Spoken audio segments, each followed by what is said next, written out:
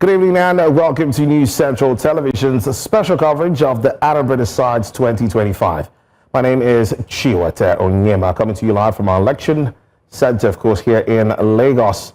And also we're giving you updates across Anambra State. Now, the mood is tense, hopeful, and electric as collation officially begins. The people of Anambra have voted, and now the numbers are starting to tell the story.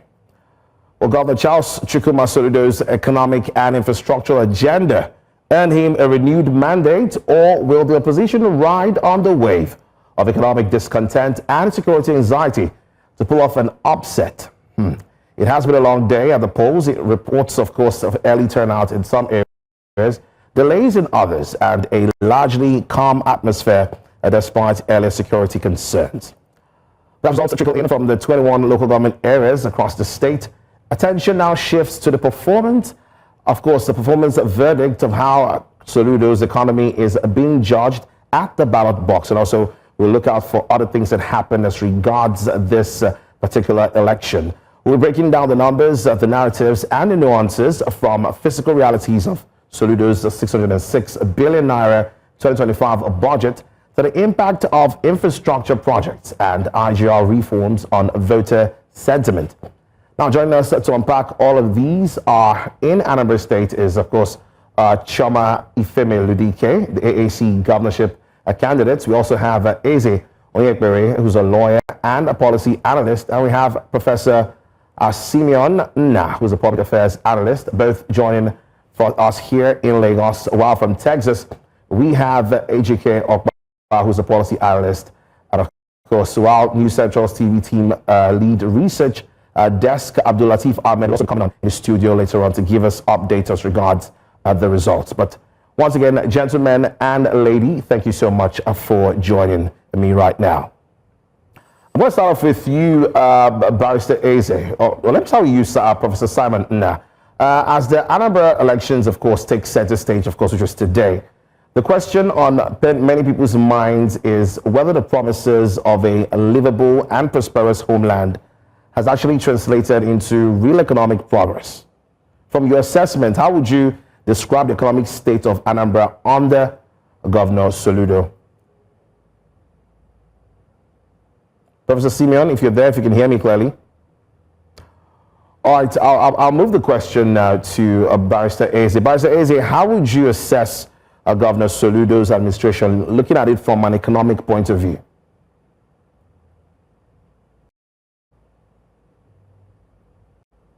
Well, let's start by saying that a lot was expected of the Soludo administration, considering the level of his exposure, having been CBN governor and all the good things he has said in the past. But you must realize that this is just one state in the federation, that whatever the Soludo government is doing has to be within the context of the macroeconomic policies and the prevalent economic situation in the whole of the country. Essentially, the policy programs look very good on paper.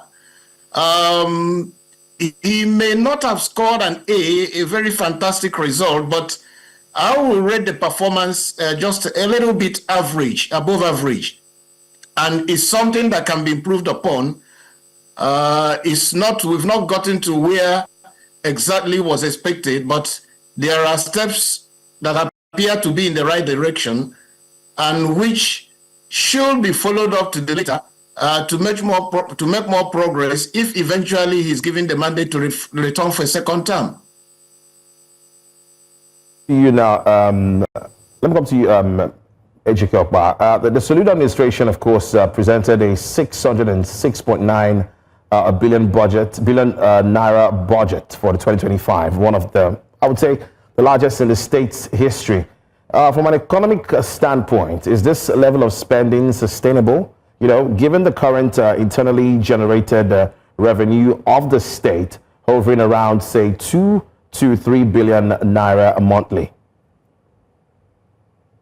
Thank you for the question. I think the Nigerian state budget is one of those that is overly dependent on the federal government allocation. If you were to take that number out, a lot of these states are not viable.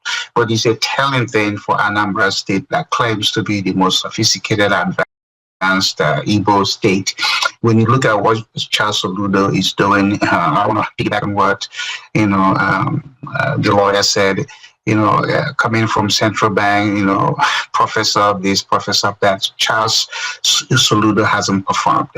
He doesn't understand what it takes to grow an economy. His, internal generated revenue is just one of the poorest in Igbo land. And so for the 4 years that he has been there, the question needs to be asked, what has he done? Anambra State physically is about 1,600 square miles. That is 40 by 40. This is a state where, if the Igbos were to beat their chest about, the timber and the calibers, you're going to find them in Anambra State. Anambra State has no water system. Anambra State has no sewer system. The trash on Onitsha alone, if you were to gather those things, it will be taller than Kilimanjaro. But nobody has done this thing, from P2B to Obiano to Charles Soludo. They are not focused on what will make life livable in the state. Instead, what they have is the glory of Your Excellency, where they're not doing anything excellent. So maybe, this election will challenge his leadership, and hopefully he will lose. Or if he doesn't, maybe he will put him in a position that when he gets back to the desk of the governor, he's going to do what it takes. There are 177 communities, what they call autonomous communities in Anambra State. If you look at the fact that the physical size of the state is 1,600 square miles, that means no community in Anambra State is more than 9 square miles. How come with that concentration of effort, that concentration of people, Anambra State doesn't have even 1,000 miles of well-built road in the 33-something years of its existence? So Nigerian governors, Nigerian states, they have to do better than what they are already doing. Because I was in Nigeria last week, and I went through that state. Oka is a chokehold. Onitsha is filthy. Nobody, Newi that, is where you have all this, money bags. What is in a Newi? These things can be done in a quarter of a century. So Anambra State has existed for more than a quarter of a century, but you don't get anything going on. There is no significant industry in that state. But again, you can't have any significant economic impact when your policies don't even attract companies. You look at all the laws, legislation of the assembly since you started doing that. What law has any governor performed? Introduced to unleash the potential in the state? Not P2B, not Obiano, and then definitely not the so-called professor. I've written what university was he tenured professor. One thing with these Nigerian people, they get a PhD, they throw around all it. You don't need it to be put in professor when you are a governor. Let the people know that you can do the job, and this is how you're going to do the job, as opposed to the noise they make at the end of the day. Nothing to show for it. Charles Soludo is I don't want to use the word, but I'm thinking Charles Soludo is a disgrace to that office, because he comes from being an economic advisor, under Obasanjo, central bank person, and then now claiming he has a first degree from first class from Nsukka. At the end of the day, my wife always asks, what has that got to do with the price of bread? Now that you are the henchman in Anambra State, how much businesses have you attracted to the state? How have you promoted the state to where the position of the most excellent state in the Igbo land, is really justified? Thank you so much for the comments on that. I'm gonna move on to. I'm gonna come to Chioma now, because I need to hear from her. Miss Ifemeludike, you are one of the aspirants for the Anambra elections, and we saw you earlier where you were giving your own comments on the election, but I'd like to hear from you directly now. How would you assess the whole process since morning? A total flop. A total I've flop. I've never seen anything so. Can you hear me? Yes, you said it's a total flop. Yes. I've never seen anything so scary. because the level of cooperation between the electorate, and because I don't even know who to call out now, because I couldn't even visibly see the politicians there. I only saw some polling units, supervisors, agents, or whatever they were, who I am sure were the ones who were doling out the money in bulks. And then I saw the other people who were working with them, who were just, by the corners with their books, writing the names of people who voted, and another set of people whose job is to give the money to the electorate. It was such, a sight that was disgusting, totally disgusting. And for me, because I understand what these people are doing to us. I understand what they're doing to the very people. These people, I don't even know if they are aware of the dangers of what they've done today. So for me, there wasn't an election. For the little experience I had myself, and for all the information I got from my agents and from my people who are, like my eyes in other polling units, it was just transaction, nothing else. There was nothing patriotic. There was nothing passionate. It was empty. Just a lot of people who were ready to sell their votes to the highest bidder. So if I understand you clearly, Ms. Chioma, you're saying that you experienced firsthand vote buy. I have footages. In fact, because I didn't come with entourage, I could have gotten my own money. They didn't know me as a candidate. I could have gotten my own 3,000 because I'm just like them. I didn't come with anyone follow. There was no media around me. And that was the beauty that's the beauty of my candidacy. I can walk in anywhere without anyone spotting me out as a big man. And then I can actually know what is happening. I walked into my ward and all the wards in my community, and it was exactly the same. In fact, at some point, one of those guys who were like the big shots around there said he didn't want anyone interviewing people, or because then at some point they spotted me out as someone. They couldn't tell if I was INEC or but they knew I was someone, that who wasn't, interested in their deals or was, that's got my eyes on them. So they started doing their, trying to hide and then one of the guys that I think he was one of the big guys in that community. He came and said he doesn't want cameras. And he was talking to the media guys. I think there was an NT media team. He said to them, because he wasn't going to say that to me, because I'm not going to take it. So he was saying to them, and they told me that he said he didn't want media. I said, well, I don't know. I've granted my interview, whatever it is. If I wanted to make videos with my phone, I'll make videos with my phone. Yes, so firsthand, I experienced it. I actually have my own evidence, even though I'm not ready to share it here. I've had my own personal encounter. Okay, so Ms. Chioma, now that you claim you have these evidences, but perhaps the election doesn't go your way, should we expect you to probably go to court now that you have these evidences to prove? Yeah, I think my network got in the way. I can hear you now. So I'm asking, because you claim that you have the evidence of witnessing a vote buying firsthand, and I'm asking, and now you have this evidence, let's just imagine the election doesn't go your way. Would you be going to court now that you have evidence that you claim? Can you hear me? Yes, I can hear you clearly. Did you get my question? Okay, great. So what was your question? No, I didn't. I'm saying that you claim that you have evidence as regards the fact that you witnessed a vote buying firsthand. And I'm asking that in case the election doesn't go your way, are you likely to go to court since you have the evidence?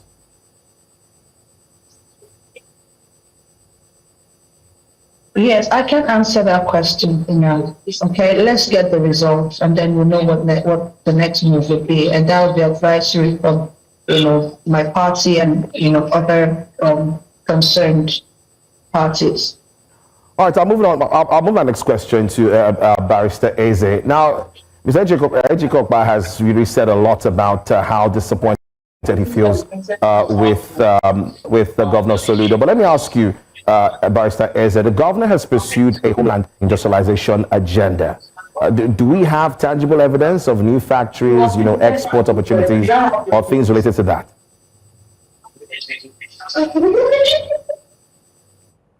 About to say, Eze, if you can hear me. From the National Bureau of Statistics, where they talk about states that are attracting both local and foreign investment, Anambra doesn't appear to be in the picture.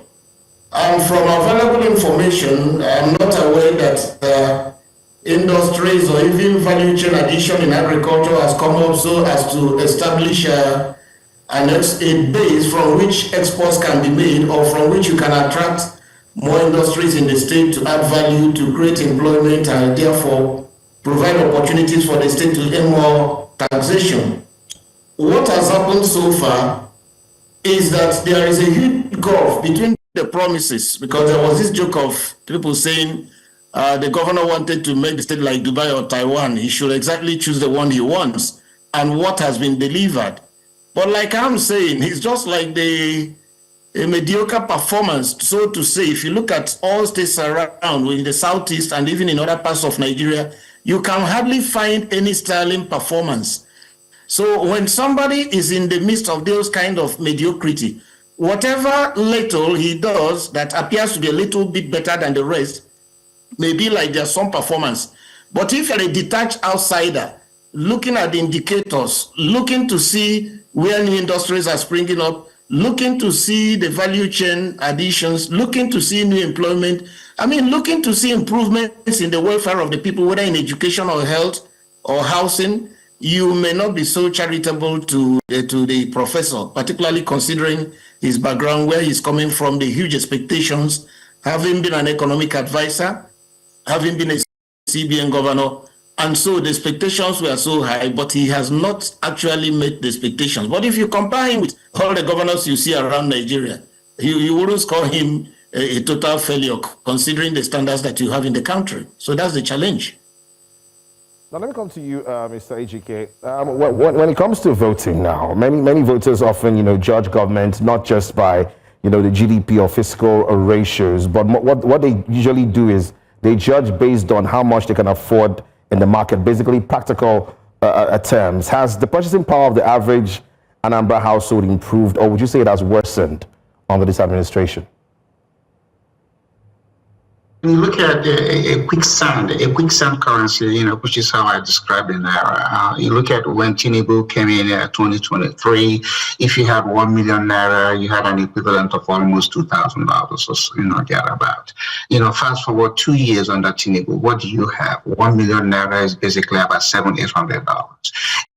Anybody, I think this is just over across the country. So even when you talk about their budget, the volume of the money they are budgeting, if you really look at it in the parity of purchasing power, they are still haven't made a whole lot of progress. Because what matters is the purchasing power of a particular currency. I'll give you an example. If a Japanese has 1 million yen, okay, and wants to exchange it to the dollar, he or she gets about $10,000. If a Ghanaian has 1 million cedis, that Ghanaian is going to get something like 18,000. More money than the Japanese. But here is the trick to exchange rate and purchasing power. The Japanese people can produce, they can do well with their own currency. Nigeria's situation is a lot of things Nigeria needs to be able to become a country standing on its feet is imported, and that erodes the strength of the naira. So the way you can do that is to encourage productivity, and you have to develop the Nigerian economy on naira. You don't have to go broke. If you look at the physical money in circulation in Nigeria, i.e. even one central bank has announced as a deposit base. The central bank recently announced a number of 198 trillion naira, which is an equivalent of 138 billion. But when you look at the Nigerian population of 233 million or thereabout, how much does that equate to a Nigerian? $595. So what does that tell you? So Anambra State cannot do what is beyond his own legislative agenda or his own power. But a governor can actually look at activities that happen within their own jurisdiction and see how to create a legislation, that will enable him to attract IGR. The IGR is resident to that particular state. You can deploy it. You can have a rainy day fund. You can create some sort of money so that you can leverage that in order to do more than what you're doing. A lot of the Nigerian state budgets are strapped in the sense that they do things out of budget. They have no alternative way of raising money. And again, going back to what everybody knows, Charles Soludo is a disgrace. He hasn't performed because he came in with a whole lot of, loudmouth things, professor, a first class from Nsukka, economic, this economic. And then he said, okay, hey, here, show us the tools. What tools have he been able to introduce before the state assembly to even pass it as a law? Because some of these people are doing these things as a transaction, not to transform. There's a difference. When you go to transform, you're going to have to go to legislation. But when you go to transact, you're just looking to swap money, and that is what is killing the Nigerian economy. So I hope that this election, it's not going to be perfect. Nigerian elections are usually not elections, they are selections. But I'm hoping as the journey of democracy is being made, that the stakeholders don't have to be your top earners. They are the grassroots people. These are people that are going to suffer because of the bad leadership you get from your governor. Again, Onyema, let me tell you, there are only 37 people important in Nigeria. 37. That's the president and 36 governors. In fact, the governors are even worse than the president because the House of Assemblies are so weak. They can't even stand up to the governor. There are how many of them in Anambra State? If the governor decides to spend $5 million, exchanged in Naira and bribe each one of every one of them, he can do whatever he likes. That is the challenge. The Nigerian political thing is about money. It doesn't matter who is giving them the money. They are ready to sell their soul, which is at the detriment of the society. Again, Anambra State is 40 miles by 40 miles from Ugwoba to Onitsha. It's 30-something miles. Anambra State is longer east to west. But what has he done in 30 years of his existence? No water supply, none of those things. So everybody has to go back to the table and begin to hold themselves accountable. It's not just the governor. The governor is not able to do, is able to do this because everybody else is asleep. And they are not ghosts. These are Anambra people. Soludo is not from Enugu State, Abia. He's a native of that particular state, and he has made his own people as doormats. That's okay. Let me butt you there, Mr. Ejike. Now we've seen some. To be fair on Soludo, we've seen some visible infrastructural projects. Say likes of some roads, flyovers, even some urban renewals, especially in places like Oka and Onitsha. But I want to ask you, are these capital investments translating into any, measurable economic value or job creation, or would you say they're just political symbols? Political symbols. I mean, pouring concrete and calling them roads. Actually, you're not building any particular road. If I were to leave Onitsha, Oka to go to Onitsha on a straight, as the crow flies, that we say, it would take me 3-4 hours to do a journey of 30 because the roads are bad. It's not just building roads. You have to build what they said, connectivity. You have to build a grid so that, if I'm trying to cross you, you're trying to cross me, I don't have to stop. So, they're doing these things because the average Nigerian is impressed by what they see, but not what actually impacts their life. You have no water system. Come on. Everybody's digging a hole in looking for water. And then when you do your number 2, it's in a septic tank. That's a health issue. You look at all the schools in Anambra State. Which one? You go to Anambra State University, or what they call Nnamdi Azikiwe University. Go look at the public facility. Go look at the state assembly. My classmate used to be the clerk of the Anambra State House of Assembly, Payo Sudo. I've always visited that place, and I look at it and say, what is there? What is here that Anambra State are beating their chest about? Then what is his name? Obiano came in and built the airport. How many passengers count? How many passengers go to that airport? They do these things that at the end of the day, it does not impact or improve the life of the average Anambra. They need water. They need their trash to be removed. They need to be able to go to a public hospital and let the healthcare practitioner give them something, hope about their life. If you're not doing that, You're not doing anything. You just, basically appeasing yourself with your group of people who at the end of the day are going to say, Your Excellency, Your Excellency. I've always ask, when Nigerian governors go around, Your Excellency, can somebody tell me what is excellent about Your Excellency? We should get away from titles and get away to doing things that make people's life better. You don't need to say professor when you're a governor. You don't need to say doctor like Jonathan did when he was president. You're president. You are the highest political person in that state. Let the people that are looking up to you to make their life better do what?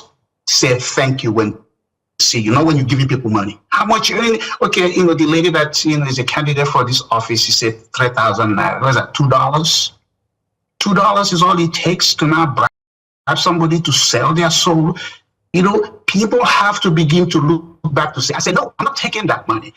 How much is that going to do for you if you take 3,000? How much? When you have 365 days to go, Nigerians have to start saying, no, you bribe me, no, I'm not going to take it. Or if you take it, go the other way. You take their money and you vote against them. So that way they can stop and start to use their money to do things to impact the collective existence of the people. So far, it's not impressive. 26 years of Nigeria democracy. If you had 1 million naira in 1999, you almost have $12,000. 26 years into it, 1 million naira is less than 800. Can anybody who is into economic development use that single example to say Nigeria is doing well? By now, the naira should have been on the other side. It should have been maybe $25,000, the 1 million naira. So Nigerians have to be honest. They should stop being in denial because it's their life. And who is doing this to you? They are not ghosts. These are your classmates, your buddies, the people you hang out with now, they're in office, but they have made you into a doormat. And it's not good for the black race because Nigeria is the most populous black nation in the world. Nigeria should be the symbol of a black nation doing well, but so far it is not.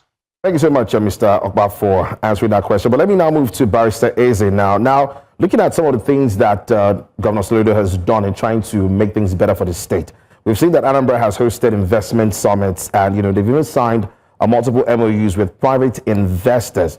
But tell me, how many of these would you say has translated into concrete, or will I say on-ground, projects? And what is the credibility of the state's PPP framework? Well, like has been said, the whole issue of signing MOUs with investors, public-private partnership, is not today we've been hearing those kind of stories.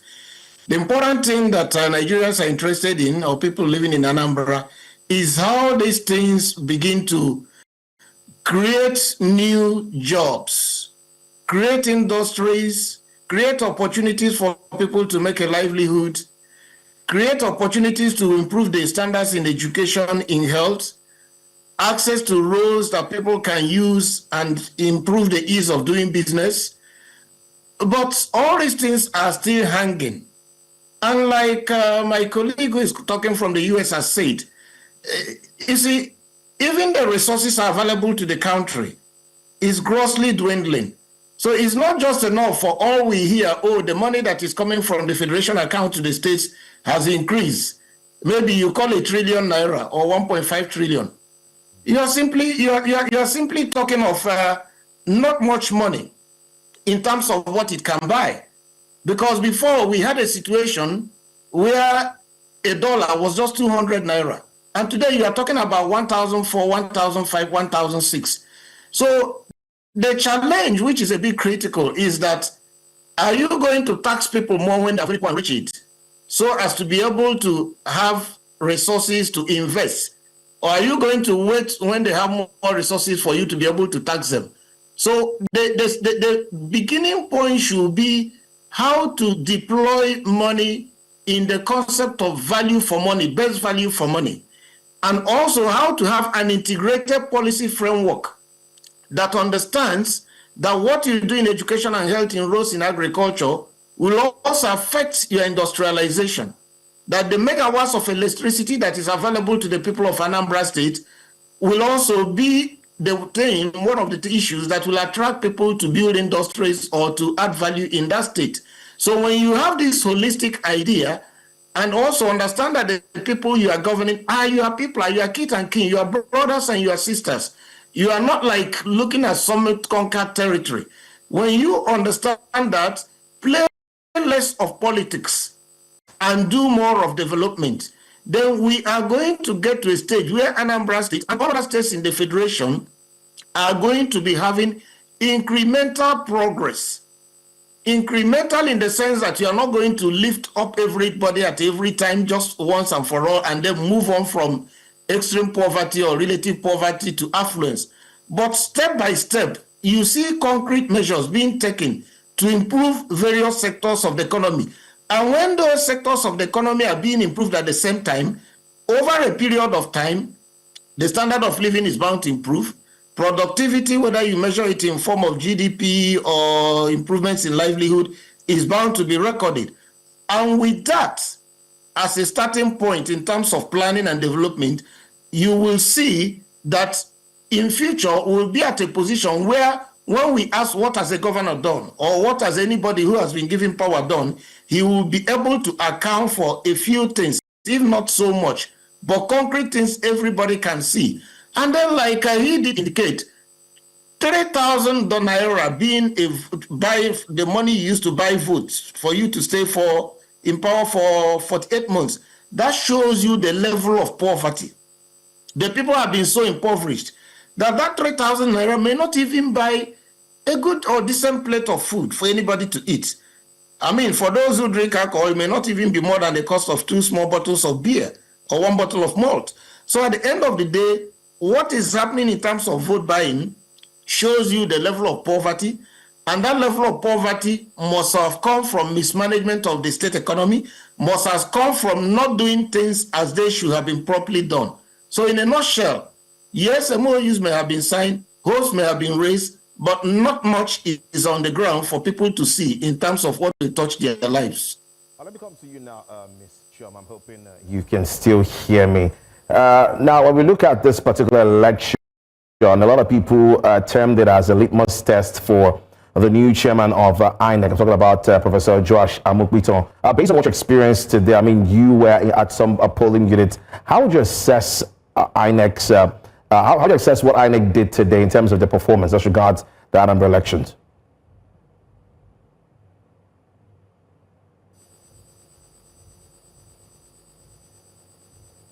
Ms. Chioma, can you hear me? Can you hear me now? Yes, I can. I hope you got my question. Yes, I got it. So technically, I can score them above average. And there were also cases of ballot box matching. So, but in terms of the preparedness, in the areas where we monitored and in my own communities, the elections was, the process was without any hitches from the ones I experienced and the reports I got. Elections started on time in my communities and in the business reports. So I'd rate the current chairman above average, about 60% in this elections, even though some of the reports have not reached me because some of our people are in areas where they couldn't get network. So I think it's a bit early to possibly give a mark to this current chairman. So I think we should allow some dust to settle and then assess and analyze the whole process enough to tell how their performance is generally. But from my own community, in my ward and all the wards in my area, I think that the technical process was above average, about 55% to 60%. I was called them, and the coordination too was okay. Well, let me come to you now, Mr. Okpa. If Soludo, and I need to get your opinion on this one. If Soludo wins, what economic lessons will that signal to other states? And if he loses, what lessons should be learned from that as well? He loses, that means the people have come to terms to say, we can't reject you, despite, the money you have shelled, to try to buy our thing. It will become very significant. I think it will probably be a case study for those who are going to be monitoring the political outcomes. Then if he wins, hopefully, he has gotten enough opposition or resentment that will make him, sit up and do something better. I think in politics, you should be paying attention to those people who don't like you because of what you're doing, as opposed to those people who are cheering you or appeasing you. Because in the case of Nigeria, there are a lot of, apologists. They come to your house, you give them a bottle of champagne, and then they go to somebody's house, they get a bottle of something, and they are able to switch. Nigeria political things is a movement. It's not philosophical. It's not based on value proposition. It's just, like an Igbo person in a whatever they get, they can take from Lucifer, they can take from Jesus. There is no shame in the game. I think the Nigerians, again, these are the people that Soludo will not be a governor of himself. He has to be a governor of a people. If the people that are suffering because of his bad policies don't let him know that through the ballot boxes, he's going to think he's doing well. I think this is time for Nigerians to reflect on themselves, to reflect on the type of country they want to live in, and they recognize that these are not ghosts. These are, human beings in flesh and blood. They are own people from their own village. Typically, what you see is when people become a governor or political somebody from a particular village, the people jump up and down and celebrate and say, oh, it's our own man, it's our own woman. At the end of the day, like America, we say in America, what has that got to do with the price of bread? How has any village transformed into an economic engine because somebody from their village was a governor, was a senator, was a president? You have to look beyond this feel-good. Nigerians are people of feel-good even when they don't have good feelings. And the way you do it is because you tolerate and accommodate people who are abusing you, who are people of your own tribe. I mean, if it was during the military, people where the head of state will post, people from non-states to be governor in your state. But these are people that are native to you. 26 years, that's a quarter of a century. Anybody who is committed to doing something would have had so what I say, here, this is my economic report. This is what I have done, and you can go verify it. A lot of things are said in Anambra State, but when you ask them for specific, give me the location. If you say you're going to do industrial park, where have you acquired the land? Where is it? What are you going to build there? What legislation? The lawyer that is talking, how many legislation has been passed by Anambra State since 1999 that anybody can point to that is something that the state can say, hey, this is what is guiding us. Mr. Ejike, I have to put you in there because we're really pressed for time. Let me just go to you now, Barrister Eze, real quick. Aside this particular election, looking beyond today, what immediate physical or, will I say, policy priorities should the next administration be looking at to, of course, improve the lives of the citizens of Anambra State? I think that the most important thing is to build trust. And you can only build trust as a governor if you have this idea of transparency and accountability, letting the people know what comes in, where you've deployed it, and working in a participatory manner. And good enough, Anambra State is part of the Southeast, where most of the development in the past have been through community efforts, and people are ready and willing to sacrifice and contribute. So if the governor can increase transparency and accountability and tap on that communal spirit that has so far taken the woman or woman wherever we are, I think that could be something in a good dimension. Because if you look at what happened in the old Imo State when Simon Bakwe was there, the local airport in Owerri was built not just by government effort, but by community effort. People contributed money. He got to a stage where people believed that he could not, as the governor of the old Imo State, steal their money. And with that confidence and trust, people even gave money despite the fact that there were federal allocations coming. So I believe that the best way is to tap the energy, the whole energy, the qualities of the people you see in Anambra State. And you can only do that when they trust you, when they believe you cannot steal their money, when they believe you are transparent and accountable, and when they know that the little money that comes in is being properly managed. So for me, that's the foundation of fiscal policy before you start drawing graphs and charts and big grammar about what you want to do. Take the people along, let there be popular participation, be transparent, be accountable. All right, I must say a big thank you to you, gentlemen and lady, for having this conversation with me at this moment.